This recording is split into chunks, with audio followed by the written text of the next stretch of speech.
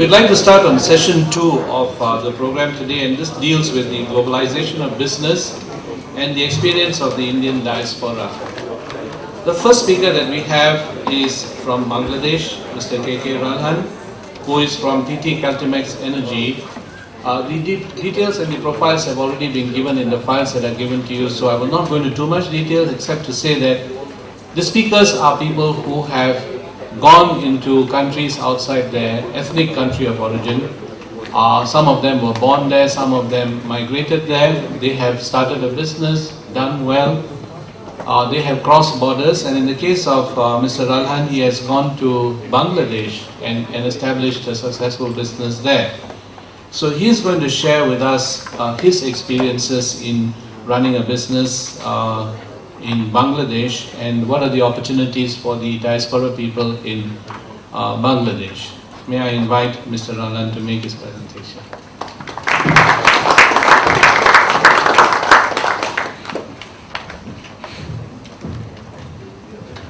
Thank you, George. Well, I don't know whether to say good morning or to say good afternoon. Either way. George, fellow businessmen, fellow entrepreneurs, friends, ladies and gentlemen. I happen to be the 6th speaker, but I'm the first one with a PowerPoint presentation.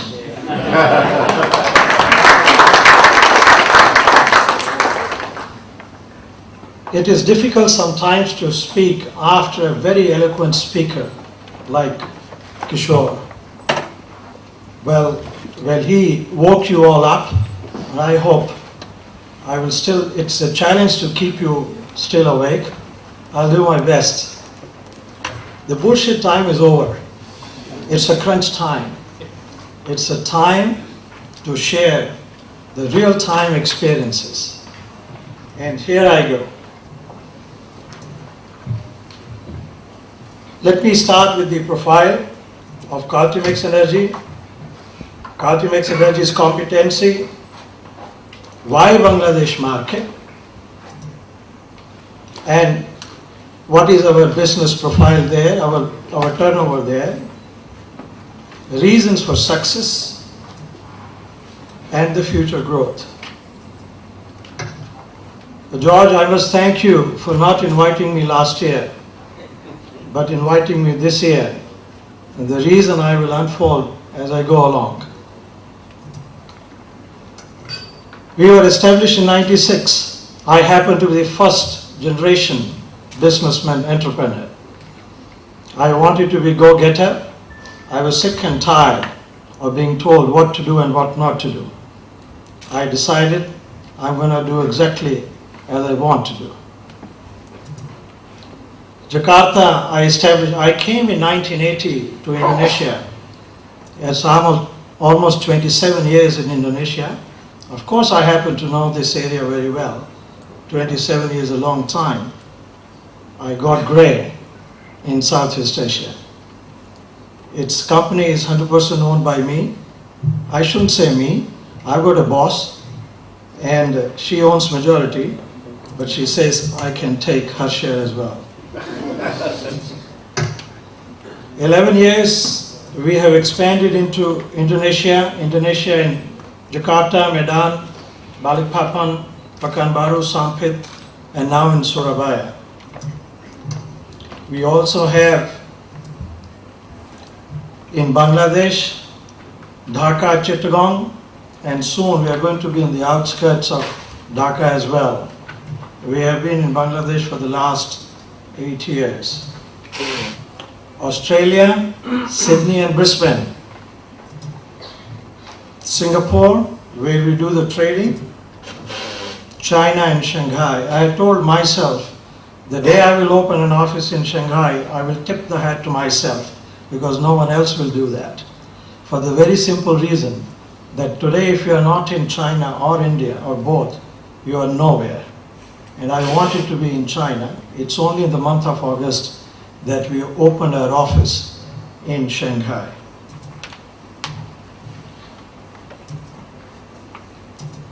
Very briefly, our competency is design engineering, procurement construction, project management, technology selection, O&M, turnkey, total power solutions, cogeneration, trigeneration, ESCO means energy services companies, including independent power producers.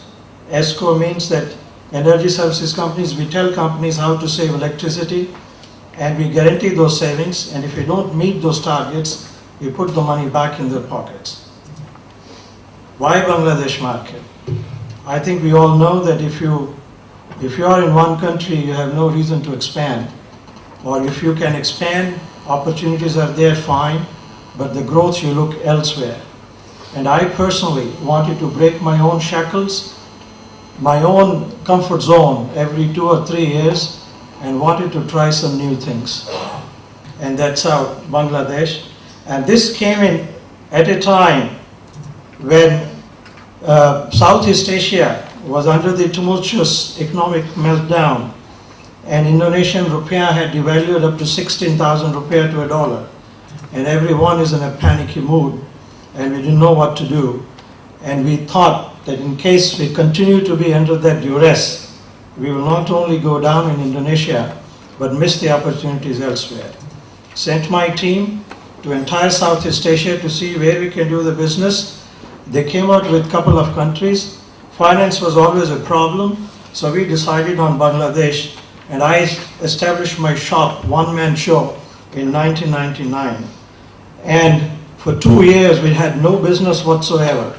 And I had sunk at that time almost like 200K US.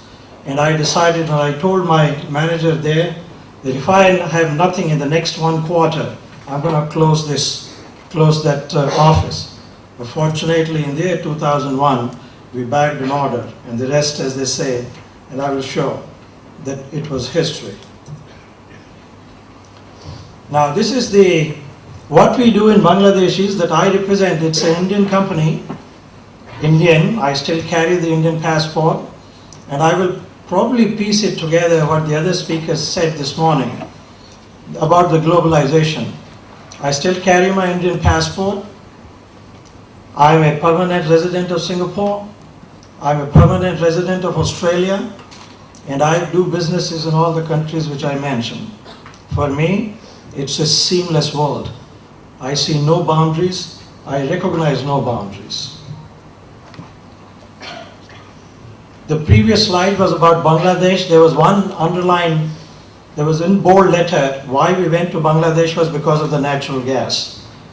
Bangladesh floats on natural gas, and that is the fuel which we use to market our Deutz. It's an Indian company which is representing a Deutz German product, set up a company in Bangladesh, and today we have close to 50 people, 42, 43 in the service customer support, and 7, 8 in the sales. The total market is about 75 million US dollars till last year or so. And our own business, and why I said thank you, George, for not inviting me last year. Last year we did only 7.5 million US dollar.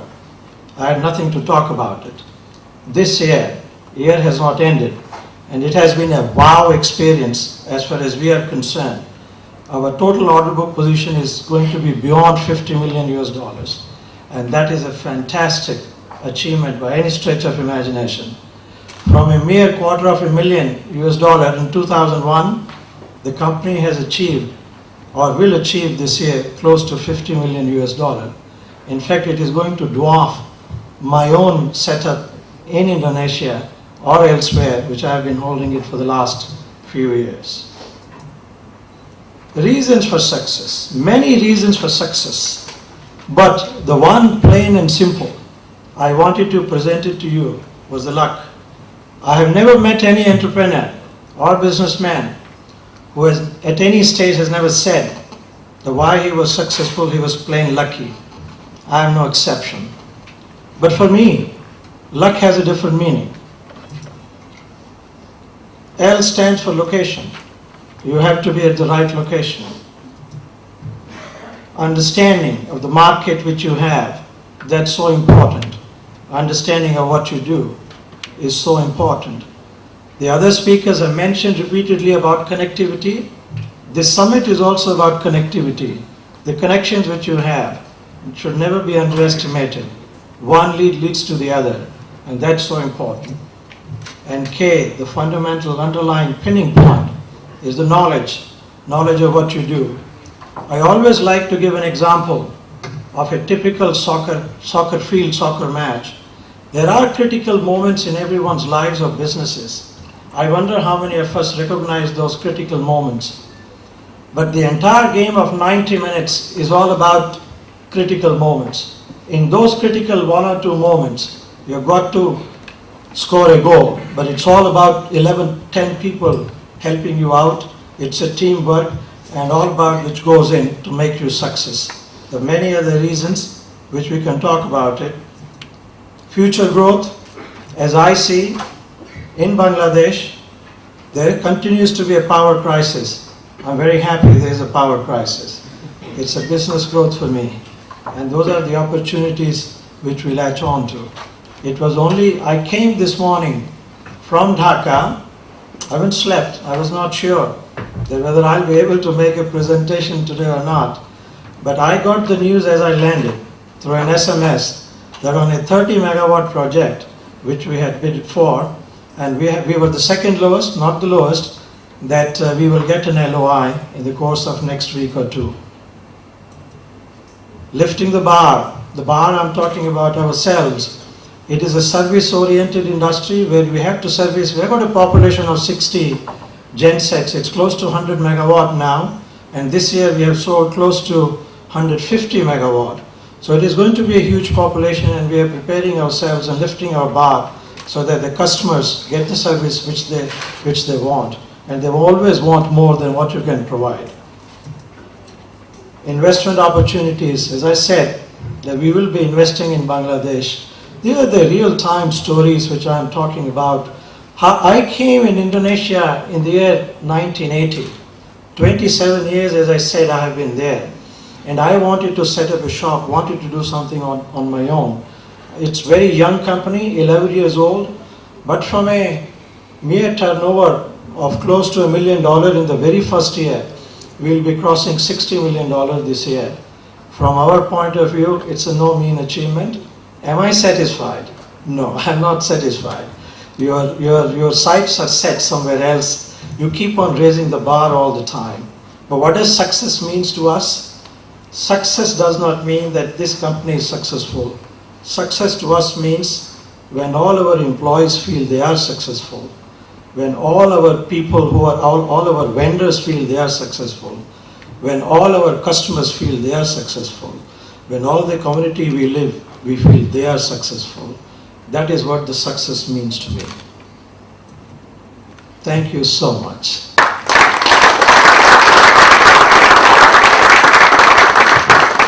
George, I was told that there will be a few minutes for the questions and answers, and I'll be very happy to take up any question from the floor. Let me tell you, as you think questions to ask, the reasons for my other successes were, when I was growing up, I learned the ABC of writing: accuracy, brevity, clarity.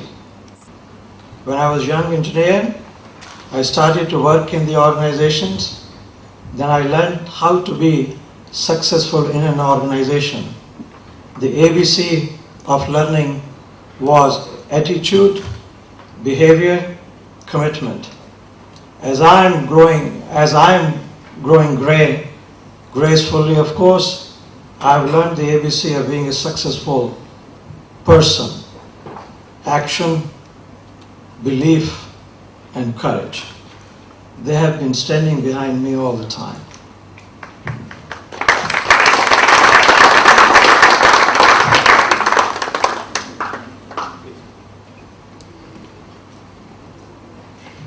Yes. You started your business in Indonesia, where the country's had continuous series of crises.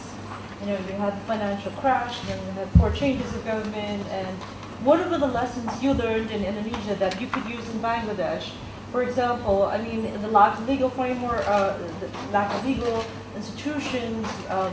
How do you work in an environment where so much was, the dynamics of change was so intense in the years of all the different changes of government and autonomy in Indonesia? Thank you. I always believe in what Stephen Covey said. You cannot change your environment, but you can change how you react to that. In fact, I thrived under the crisis which was there. I never went to the bank to seek the loan. It was a drip feed and slow process. I regenerated everything what I had and put it back into the business. I was told by a very good friend of mine when these crises were happening, and he is none other than the father of a wonderful person who is going to speak one or two places next, Mr. Lohiya Senior. And I was discussing with him one of those days, very earlier days when the tumultuous period was there. Mr. Lohiya, what do we do? This is absolutely a treacherous situation. And he gave me a very wise lesson. He said, Mr. Allen, if we have to be successful, if the people are on the street with the guns, we have to follow that and carry a gun ourselves. That was quote unquote, but there's a very deep message behind that. An entrepreneur never sees the obstacles. It always sees the solutions. And that is what the situation in Bangladesh is no different. Same lacks political, we never aligned ourselves to any political parties. We never wanted to. We wanted to focus on the private businessmen who were thinking alike. So we cut short that bureaucratic crap. We cut short the legal system. We avoided all the hassles where we could land it ourselves into the legal frauds. And then we continue to do business. And I think if you can do business in these two countries, like Indonesia and Bangladesh, I personally think you can do anywhere.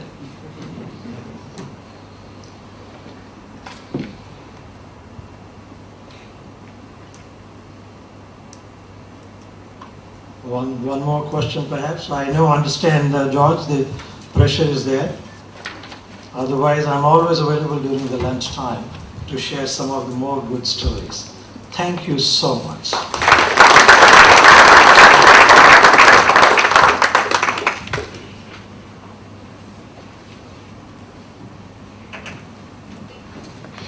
Thank you, Mr. Allen, for a very interesting expose of how your business has started. We can tell you're an engineer because you keep your timing so perfectly.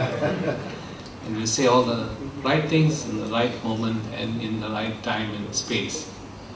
We now have the next speaker who also comes from a group that has grown, and they've also got an Indonesian presence.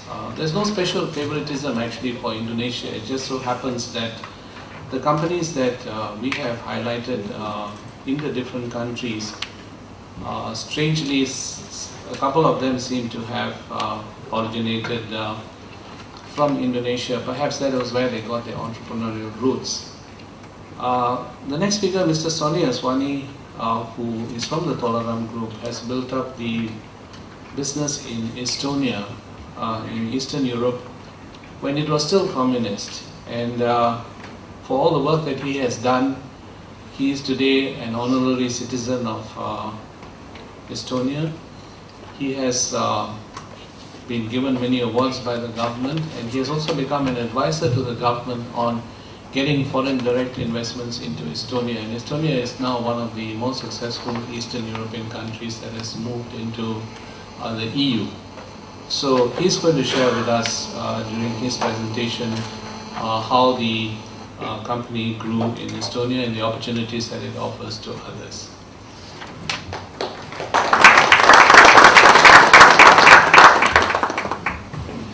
Thank you, George, for the introduction. Very good afternoon, George, distinguished guests, ladies and gentlemen.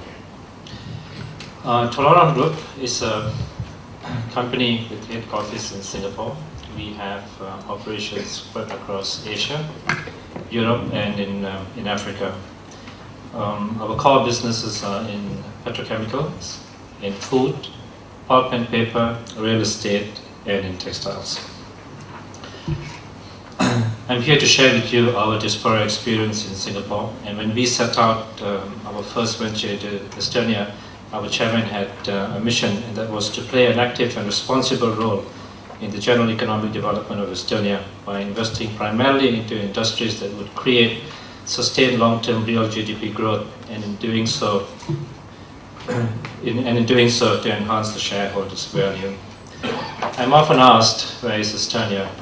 I was actually in the States last week, and when I told the gentleman that I lived in Estonia, his first response was, "Gosh, that must be out of this world."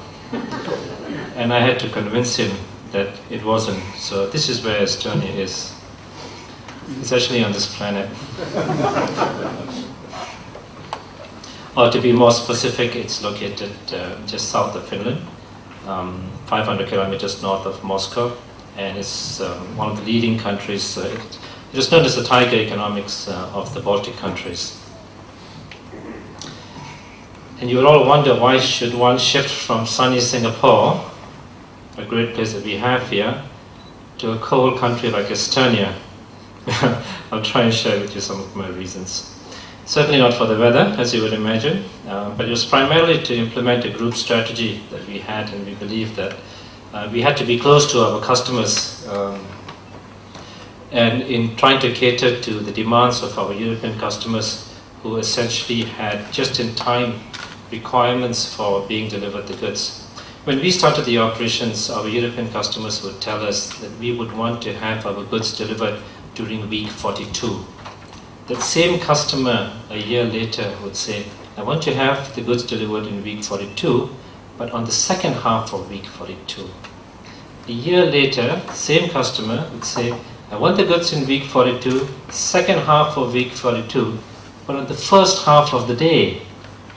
And that we could only do by having operations actually based in Estonia, where we could meet the demands of our critical clients. These were high value-added clients who were, for whom just-in-time delivery was extremely important.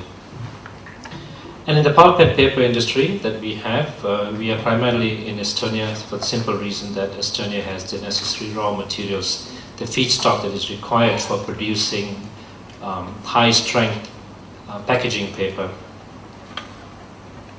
And when we established ourselves in Europe, the economics have changed today, but when we established them in Europe, we believed that we could, in those days, be in Estonia, we could be in Europe without having to incur European cost of production. It continues to be true today, less so today, and for a number of reasons. But Estonia still offers a very conducive environment for making investments over there. It's an economy that's highly transparent. It is competitive, its infrastructures are very well developed, it has a pool of capable talent that's available. And we first ventured into Estonia literally just after when the Iron Curtain was open.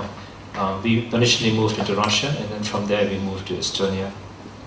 The reason we moved from Russia to Estonia was we wanted to relocate our logistics business, and we had a distribution set up in Moscow back in 1991. And increasingly over time, the cost of warehousing and distribution became very expensive in Moscow, and also because the ports were congested.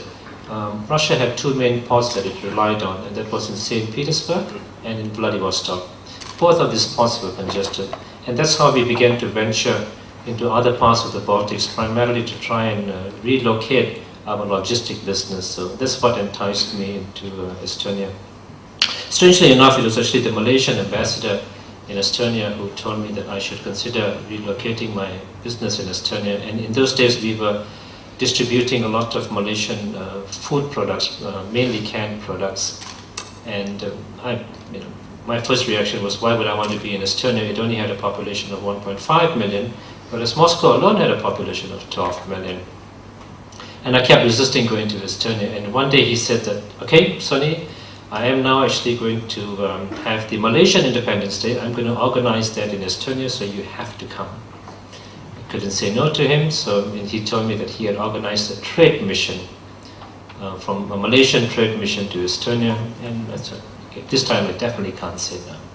And when I landed in Estonia, when I entered into the room where there were a number of leading Estonian businessmen, I realized I was the only member of the Malaysian trade delegation, and I wasn't even Malaysian.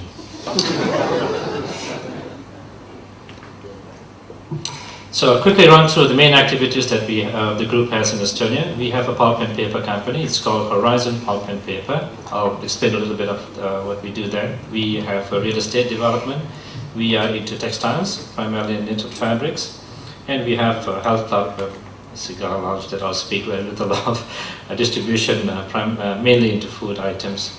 In the pulp and paper sector, we produce unbleached kraft, an integrated plant, and we also produce kraft paper. We have a capacity of approximately 65,000 tons.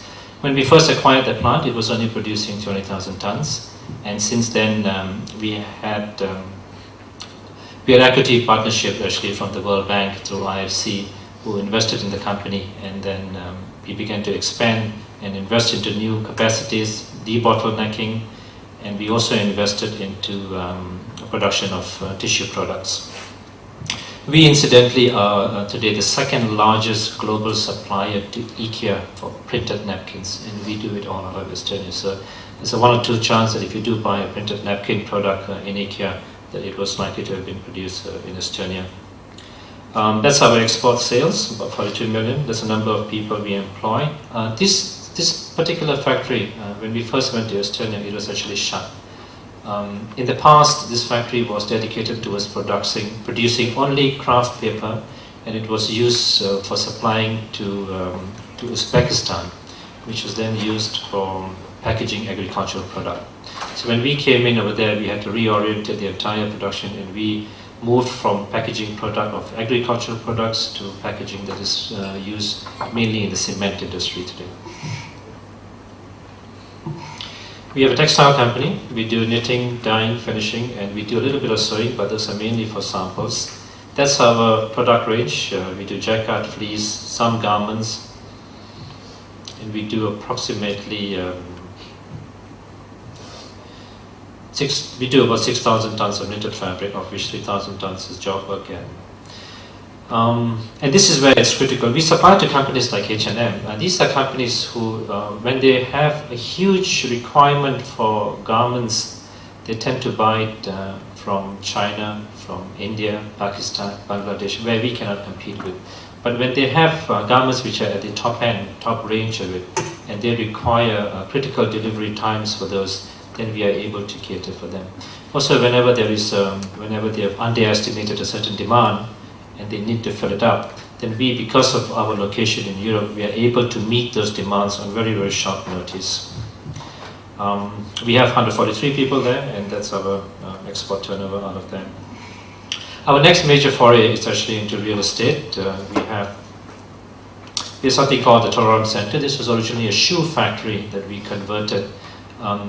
The Estonians, prior to becoming independent, managed to convince the decision makers in Moscow that they needed a shoe factory that looked literally like an office production building of 30,000 square meters. But in those days, as you know, Moscow financed everything, so Estonia would go to great lengths to convince the Russians to make as much investments into Estonia as they could. And one of them was a shoe factory that we then later converted into a production, storage and distribution center. We also built a recreational and leisure center and a health club. I'll show you pictures of that in a while. Our next development is called Phoenix Land. This is an old textile factory. For those of you who are familiar with the land parcels that you have around Mumbai today, where a number of textile factories have actually converted themselves into real estate, be it retail, be it apartments. We plan to do the same. This is a 5-year plan. We have an old heritage building, and we are likely to get permission to build a 210-meter tower in Estonia, and we expect that to be the tallest building in the Baltics. Some pictures of what the development will look like some years from now. We plan to start construction in the early part of next year. That's a club that we run in Estonia, and this is where I wanted to share of how we've been able to bring into Estonia a small bit of India. We managed to get a number of professionals who teach meditation and yoga, and we were quite surprised when we first had them come in. We thought there wouldn't be very much interest into the wellness of meditation and yoga. but from the second day onwards, when we had the gentleman who came to teach yoga, from then on all the rooms were fully booked, and we managed to introduce this wellness, including nutritional diet, into the lifestyles of Estonians who were otherwise known as being alcohol abusers, and because of the cold, there was very little else that they could do. We do our part in corporate social responsibility. We have a foundation called the Tolerant Foundation. We, having had success in Estonia, we believe in plowing back into the country what we've been able to earn. We have a center for teaching physically challenged children how to read and play music, and we do this through a concept called Figure Notes, where we have, it's something that we brought in from Finland. 2 gentlemen in Finland managed to teach children how to read music through shapes and sizes, and we adopted that into Singapore. We adopted that in Estonia, and we plan to do that in Singapore now. We had to go back to try and teach teachers who were then required to be able to teach children how to play and read music. So that's one of our students who's learned to read music. Another who's able to play the keyboards. We also organize the annual Christmas events for the physically challenged, and those are some of our students there.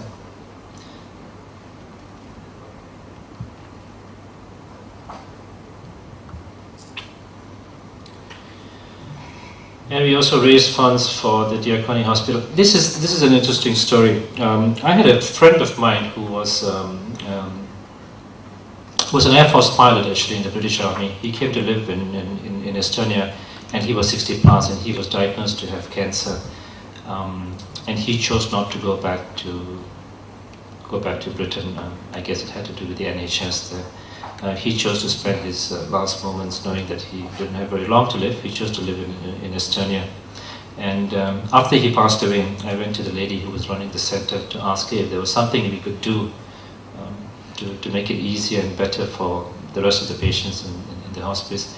And she actually said, if you can you please buy us diapers, adult diapers? And I was a little puzzled, why would she want adult diapers? And she said it's because in the winter it gets so cold, and the windows that they have in that wing of the building, they are so old, the wind tends to seep in through. The old ladies find it so cold in the middle of the night that they actually refuse to get out of the blanket to go to the bathroom. That's why they needed adult diapers. And when we heard that, I got together a few of my Indian friends. I got together the Indian community who were in Estonia, and we decided that we'll try and make a difference to them. So what we did was we collected enough funds, we got enough carpenters, bought all the materials, and we managed to change the whole wing of the hospital in the hospice. That's just an example of how the Indians have actually gotten together in Estonia to also collectively work towards meeting the needs of the less fortunate. We sponsor a handball team from our paper factory, which eventually became the national champions of the country. Some awards, I won't spend too much time. For the years that we've been in Estonia, and this is where I believe the Estonian government goes to a great length to recognize and appreciate the investments that for anybody that's come to invest in the country, even from Asia. So we've been given an award for job creation. There was no employment in the city of about 3,500, and we created an employment of about 600, and for that we were given an award for job creation in Estonia. And we were also given the best promoter in Estonia because we continued to share our good experience that we've had in Estonia with other parts of the world. And I've accompanied delegations of the Estonian president to a number of countries to try and promote Estonia. And we've been given the overall winner, and we've also had awards for the export achievements that we've achieved in the country. We are one of the largest investor out of Asia.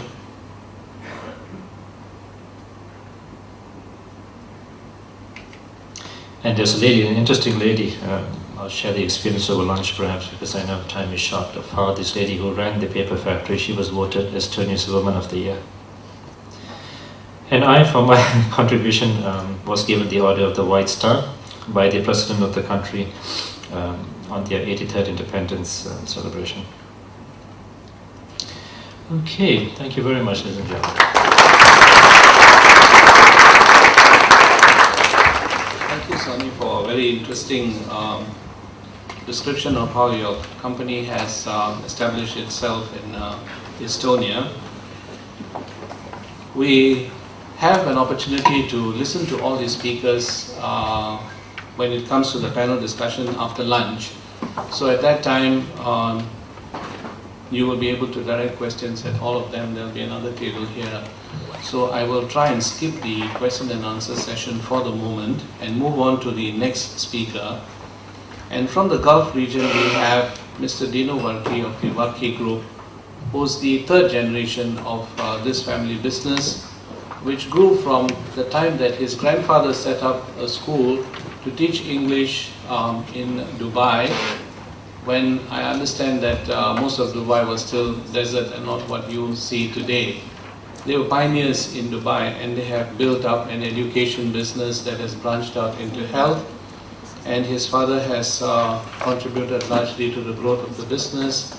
And Mr. Dino is now here because he is in charge of the group's business development and global operations. And they have gone beyond the Gulf region, beyond Dubai, to the whole of the Gulf, to the UK, to the US, and we hope they will also come to this part of the world in the near future. And he will talk about his company's experiences in not only the Gulf, but also beyond. Mr. Dino Varki.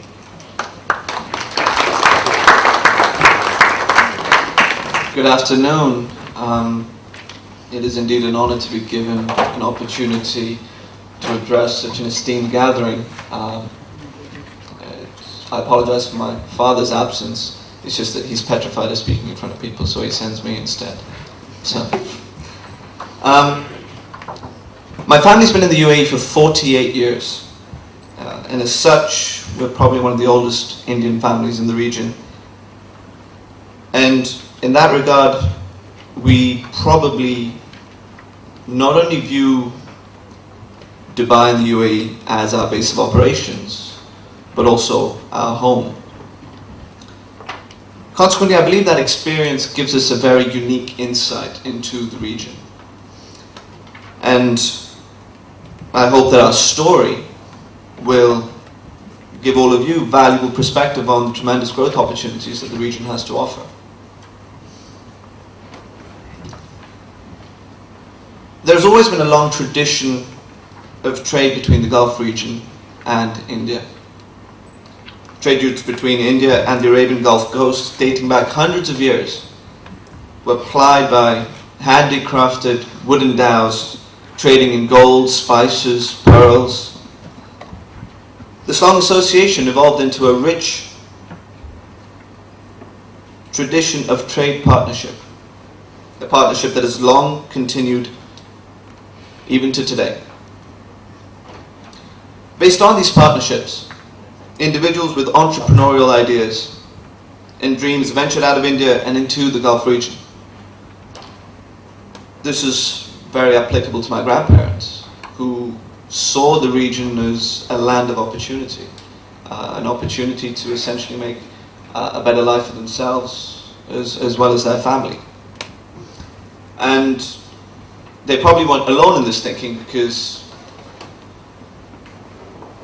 the Indian diaspora to the Gulf has grown significantly over the years. And as you can see on the slide, in 1975 it was estimated that about 300,000 NRIs were resident in the region. Today that number is more like 4 million.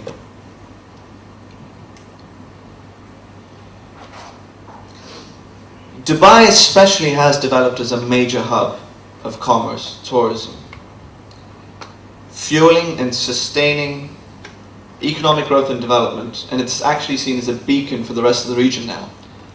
Today you have other regions in the GCC following suit, trying to follow Dubai's example.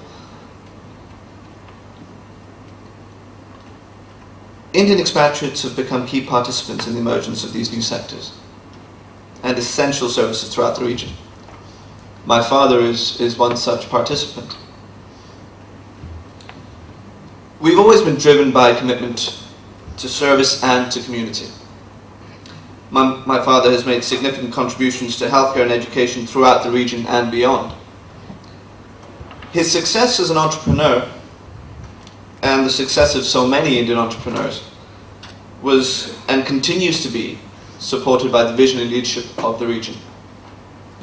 For those expatriates in the region that have had the privilege of witnessing and participating in the incredible growth and development of the UAE, they will know that the type of growth that we're experiencing is actually unparalleled when compared to the rest of the world. Nowhere in the world has a nation's leadership been so successful in achieving the goals that it sets itself, in providing the policies, resources and foundation to augment fulfillment of their vision. And it's probably worth me taking just a time to highlight a recent example. About 5 weeks ago, His Highness Sheikh Mohammed announced the launch of the Dubai Cares Initiative. Essentially, it was a fundraising program designed to reach children in developing nations and to support them with educational infrastructure and resources. He mobilized the Dubai and the country to such an extent that in the space of 3 weeks, they raised $550 million US. And that's just in the first 3 weeks. And this is a long-term initiative. I think a big part of that was probably because the expatriates in the region that have thrived and have been successful, it was a way for them to give back, because the region has always been welcoming of people with entrepreneurial spirit. And it's always encouraged that sort of an environment.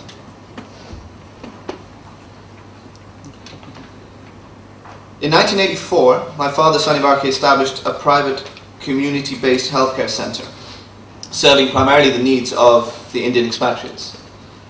This led to the establishment of the Wellcare Hospital in 1998, which was actually the very first private hospital in the UAE. Today, we are actually the largest investor in Dubai Healthcare City, which is a hub that has been designed to attract a lot of the healthcare tourism that currently goes out of the region.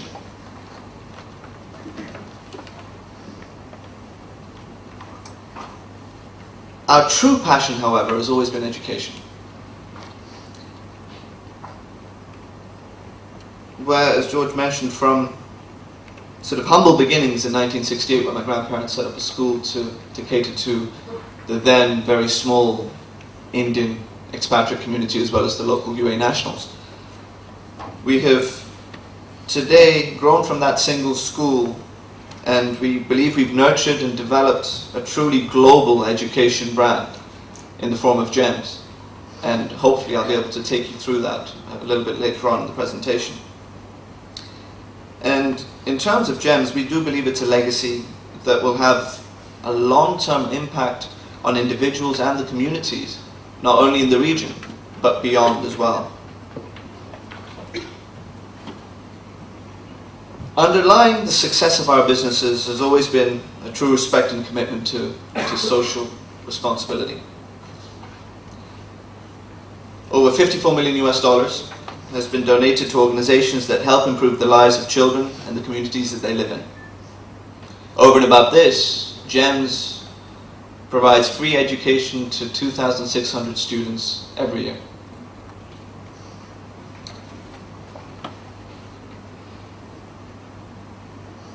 There are so many successful entrepreneurs that have come from India, that have developed regional and international brands. And now I would like to share with you a case study of one such brand, GEMS, a brand that had its origin in the region and has now become a truly global brand. This is where we are today. We have 75 international schools, we employ 5,800 education professionals, and we educate 75,000 students from 124 different countries. We are the largest employer of British teachers outside their home country, and we are the largest employer of Indian teachers outside their home country. It wouldn't be wrong of me to say that today we are probably the largest operator of private schools in the K-12 space in the world. And I probably need to sort of contextualize that. Education today is highly fragmented, especially private education. In fact, you can track a very good parallel between education and healthcare. Healthcare 40 years ago was 95% government provision, 5% private. Today, that has markedly shifted to a scenario where the private sector has grown and now probably provides 40 to 45% of the healthcare provision around the world. Private education today, well, let me go back. Education today is 95% government provision. 4% is not-for-profit and charitable schools. And it's only 1% that is true private. So today, those of us that are in the industry see ourselves at the cusp of something truly great, because you can only imagine the growth that the industry is poised to take. Just to give you an idea of scale and opportunity.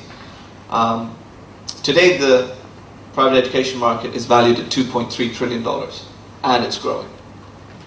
If I highlight examples, if you consider the BRIC countries, Brazil, Russia, India, China, just to cope with the population growth, you would need to add 10,000 schools a year to cope with the incremental population growth.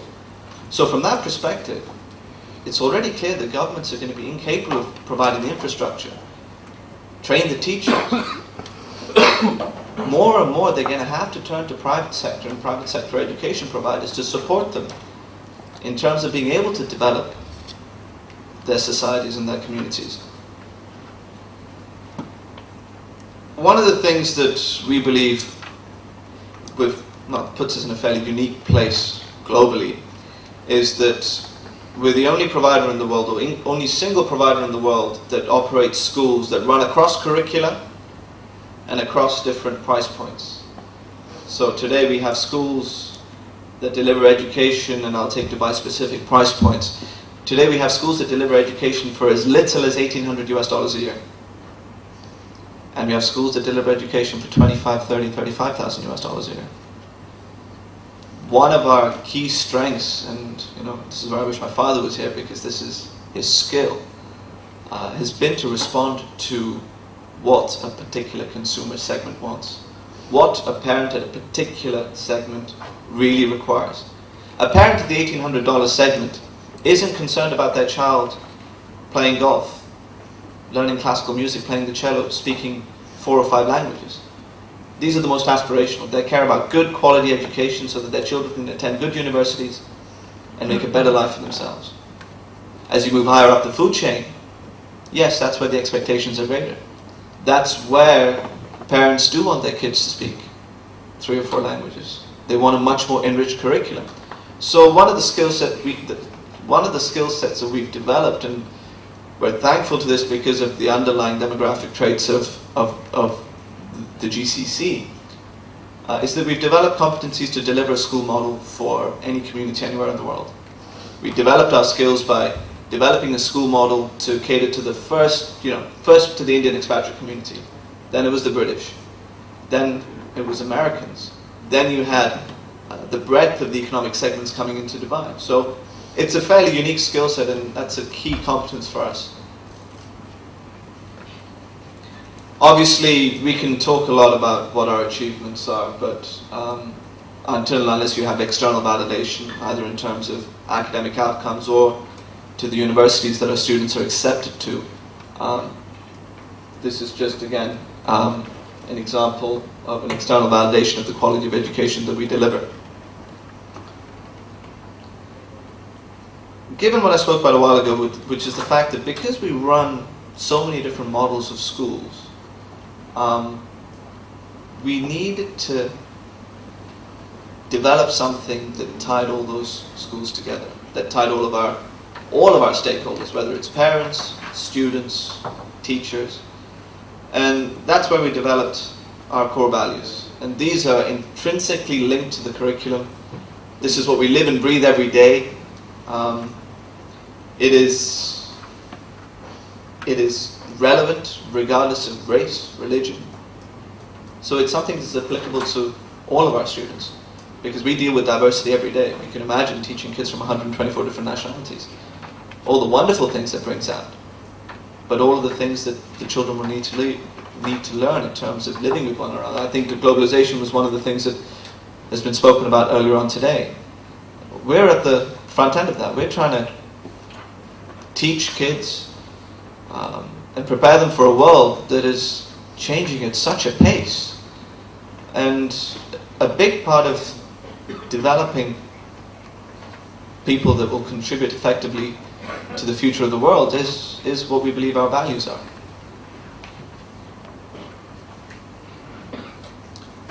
Now some pretty pictures, because some of you may be falling asleep.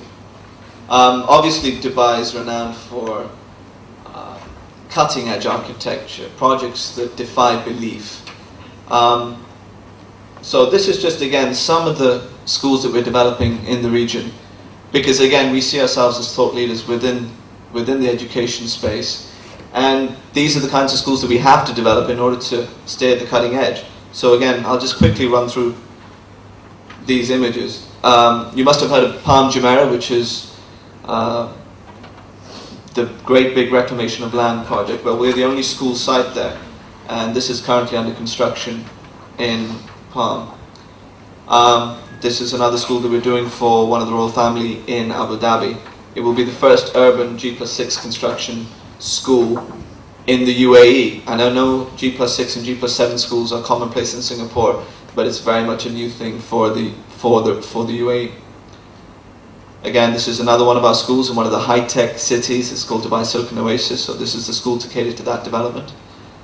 And this is our World Academy, which is probably our flagship school in the region at the moment. This is where we are today. We operate in 7 countries. I think the growth trajectory that we've set for ourselves, and in the next slide what I'll probably do is just contextualize the opportunity in the region. We would like to grow from where we are within the region, which is 42 schools in the Middle East and North Africa, to 240 schools in the next 3 years. That is the level of the demand that we believe is there within the region.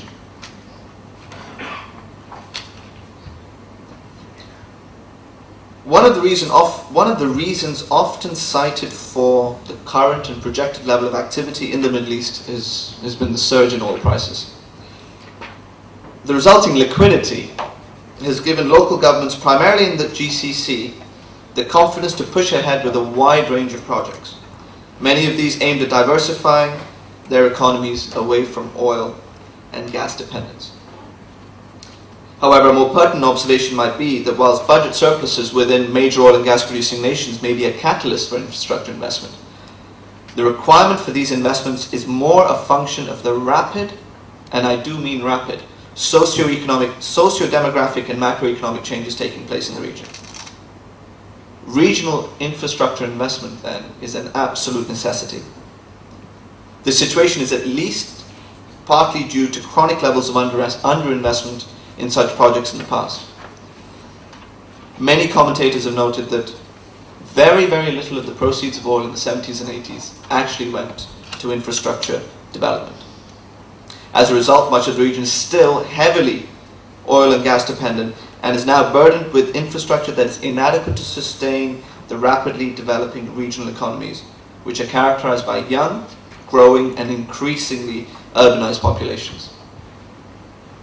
Without significant levels of investment, the current infrastructure will be a material constraining factor impeding continued economic growth and development. Given this context, some analysts estimate the total infrastructure investment required in the region over the next decade in certain key sectors of the economy to be in excess of $630 billion US. As soon as you start investing in infrastructure, it pulls all other sectors of the economy with it. And that is why we've prioritized growth in the region to such an extent. 42 to 240 schools in the next 3 years. And that's a substantial pace of development, and we're only education. That opportunity extends to every other service sector industry or infrastructure company that may want to look at the region. The World Bank Institute says that the emergence of India as one of the global competitors in the world is one of the major development stories of our time. However, I believe our competitiveness extends beyond the borders of our homeland. I think this delegation is testament to this fact. Today, visionary Indian companies are competing in every sector across the globe and proving their worth and rising to the top. It is the dreams and ideas of the Indian entrepreneur that has helped to build this story's development. And it is the dreams and ideas that they continue to have that will carry the story even further. Thank you very much.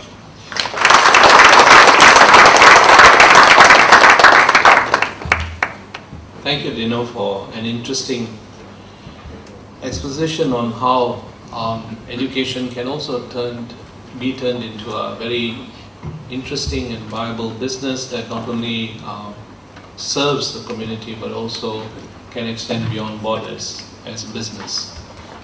We now have two choices. We can edge a little into lunch and finish the next speaker, who's also an interesting speaker, Mr. Amit Lohia from the Indorama Group, or come save it for after lunch, but we have a segment on India and we have some additional speakers, so I'd like to get Mr. Lohia's presentation also done, if you don't mind. For those of you whose stomachs are rumbling, I heard some phones ring, but I didn't hear stomachs rumbling, so I'll say kindly switch off your phones and we'll just have the next presentation.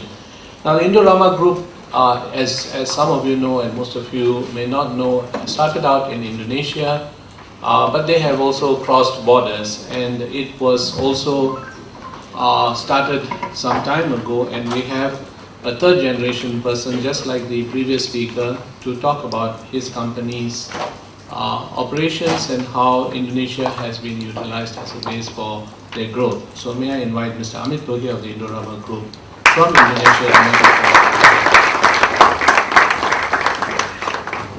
Ladies and gentlemen, good afternoon. I know many of you would be very hungry by now, so I'll try to be brief. Please bear with me.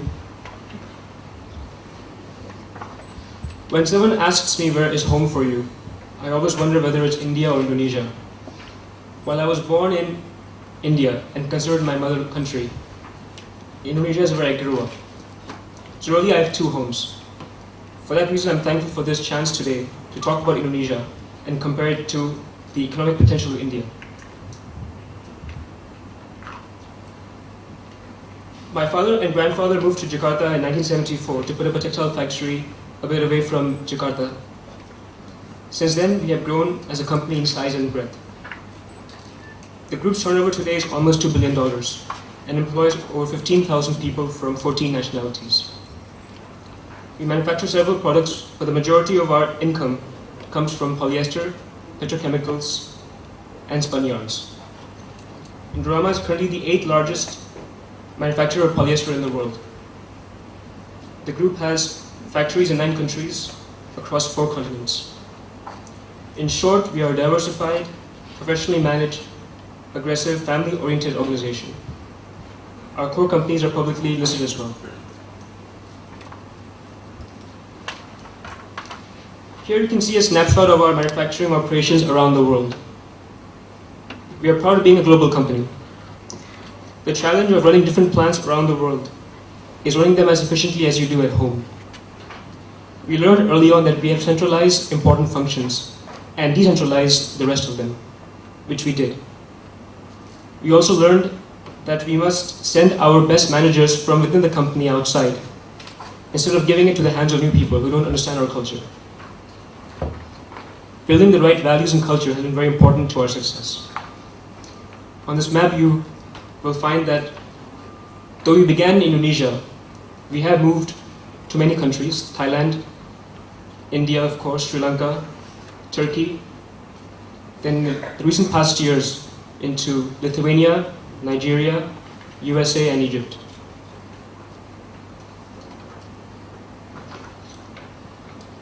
All our companies are organized into SBUs. They are run by independent teams, have their own CEOs, make their own business plans. Just to share with you some highlights of where we are headed. We are very bullish about Indonesia and are targeting our sales rate to reach $1 billion from $600 million over the next 3 years. Indorama is also poised to become among the top 3 polyester producers in the world by 2009. Since the past few years, we have been diversifying and going upstream also. Aside from plastics and fertilizers, we are exploring opportunities in oil and gas and refining as well. Since Indonesia is really where we began, I would like to come back to the theme of my presentation. Is Indonesia the next India? Well, I believe it can be.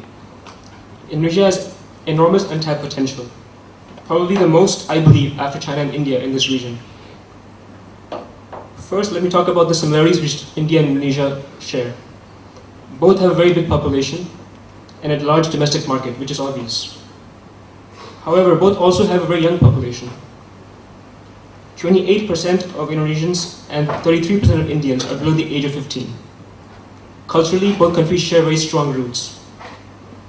Stories of the Ramayana and Mahabharata are as common in Indonesia as in India. The language is riddled with Sanskrit words. Our current and last president both have Sanskrit-sounding names, Megawati and Yudhoyono. You'll find a uniquely pristine form of Hinduism still practiced actively in Bali. Indonesia is today a truly multi-party democracy. Democracy there has come a long way over the past decade. It's had its share of challenges, unions, uncoordinated governance, party politics.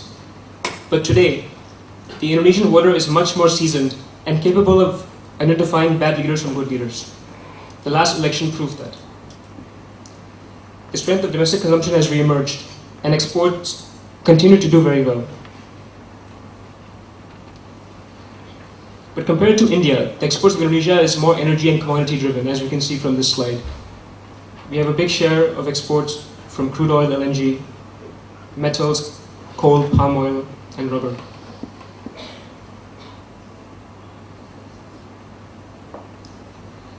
There are, however, important differences between Indonesia and India as well.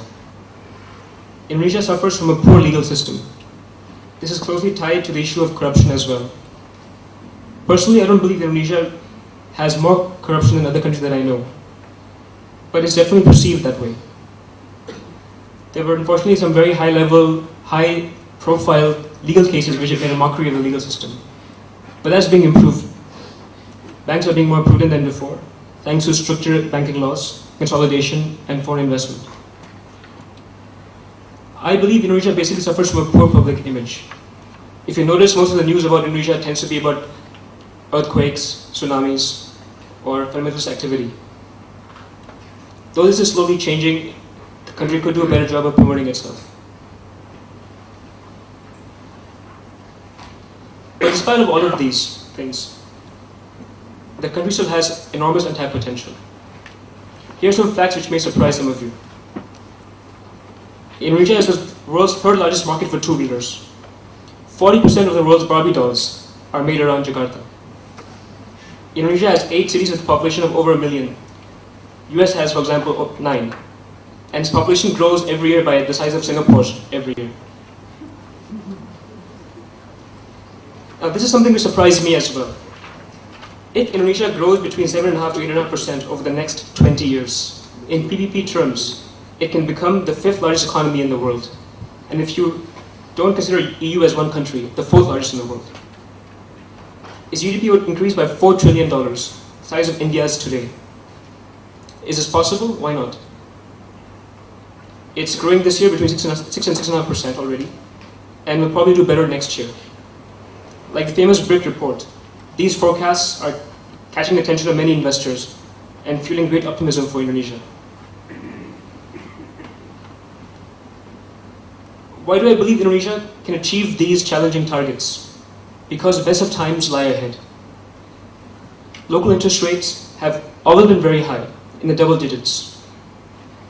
They finally began coming down in 2003, and you can start seeing the effects on the economy. Then the government removed subsidies on fuel in 2005. Inflation shot up, and they raised rates again. But since last year, they've been coming down again. This will generate a great impetus for the companies that don't have access to dollar funding. This will also drive a lot of consumer lending, which will have a multiplier effect on the economy as a whole.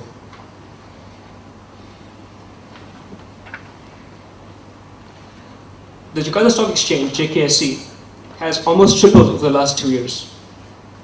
The declining interest rates, more and more Indonesians are investing in the stock market. Domestic participation is up from 55 to 65% in just 1 year.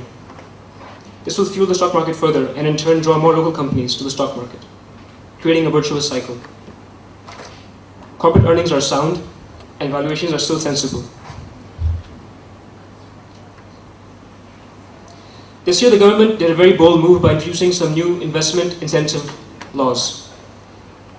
Aside from tax breaks, they have also reduced the corporate tax rate for public and non-public companies. Some other reassuring facts about Indonesia.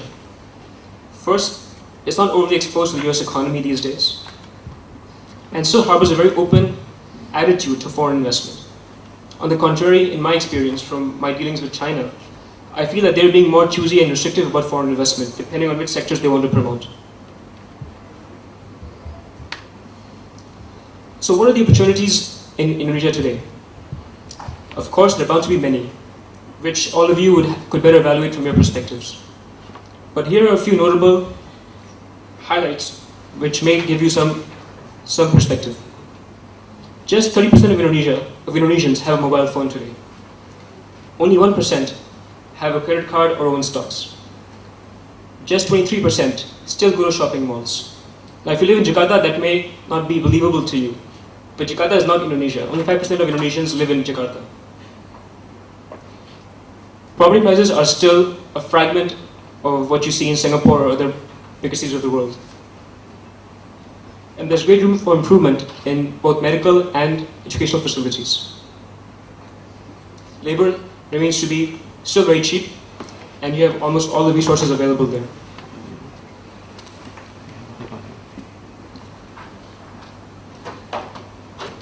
Ladies and gentlemen, thank you for your attention. I hope you've enjoyed my presentation. And for those who weren't familiar with Indonesia or sure about its future, I hope some of my optimism has rubbed off on you. Thank you.